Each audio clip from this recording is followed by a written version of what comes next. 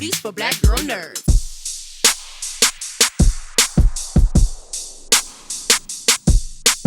Happy to talk to you again. Hi, nice to see you.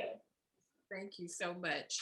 When we spoke a moment ago, we discussed brilliance being associated with high performing people, and you discussed that you had recently read the article in Rolling Stone with Issa Rae and how doing these rituals kind of set you on your path. Could you discuss that again? Yeah, so Deandra and I were talking about high functioning people and what their rituals were and sort of how maybe I applied this to the character. And I think, I was reading Issa Rae's cover story in Rolling Stone, and I'm such a big fan of hers, and I was thinking, like, she's had such an incredible trajectory, and so much of it, because she's a writer, has been just her submitting her work over and over again. And I always, also read those, like, a day in the life in New York Magazine. They have like CEOs come on, say what time they wake up, and I was trying to incorporate all of these elements into Iris. And so with Issa Rae's profile, I learned that she wakes up at 4:20 a.m. and she goes on these walks around LA to think. And then she starts work for the day, and she says, I'm always thinking about working. And I tried to apply a similar sort of, arguably type A mindset to this character, which is she's amazing at compartmentalizing her life. She's always thinking about work. She's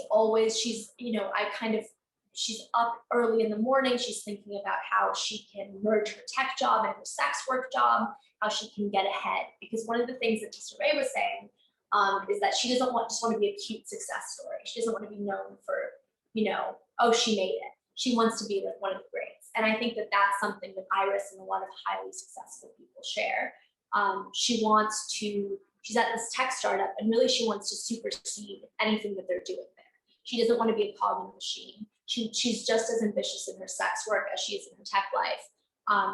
And I think that puts her in like the top 0.01 percentile of people who are trying to use their brains as much as humanly possible. With your own preparation, do you have your own habits that you do daily that kind of set you on your path and set you out for the work that you need to do during the day?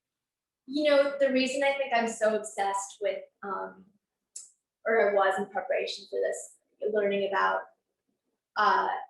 very specific types of ambitious and successful people, is because I do relate to that aspect of it. I was a ballerina for a long time. I wanted to be professional, and the discipline that you get from that and the determination to do it over and over and over again until you just, are in pain is one of the things that's helped me, I think, in my career, and hopefully will continue to help me. Something I find really hard about acting is that it's not structured. You're either working or you're just not. And so it's been hard for me to try to find that structure in my daily life, but I'm 26, so I'll figure it out eventually. Yeah, that's very intriguing. When ballerinas really are the epitome of strength. It's constantly on your toes. It's constant perfect posture. It's the training to get to that night where we get to see the full thing on display. When did you begin dancing, and how did you mention those aspects kept you kind of regimented, but now with acting you don't have that same ability? What were in particular the things from ballerina from dancing that kept you focused? I think the fact that you're in a room with a lot of girls, like, acting can be very individual. And what I love about it is that there's not a mirror there. You don't watch yourself. You don't have to be as conscious of your body image in the same way. There's so many things that I love so much more about acting than dancing. But I think the thing that really pushed me in dance is you're surrounded by your peers, and you're all stretching, and you're all, seeing who can do the most turns and who can lift their leg the highest. So you're constantly reminded that while you are your own competition, there's always somebody who's going to be better than you.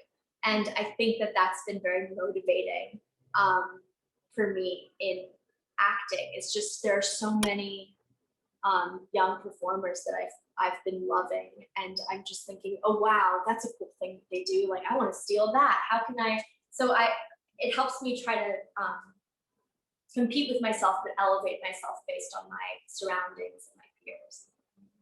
Awesome. Thank you again for your time. Thank I hope you. to talk to you again in the future. Not right now. We're gonna get this out, but definitely again in the future.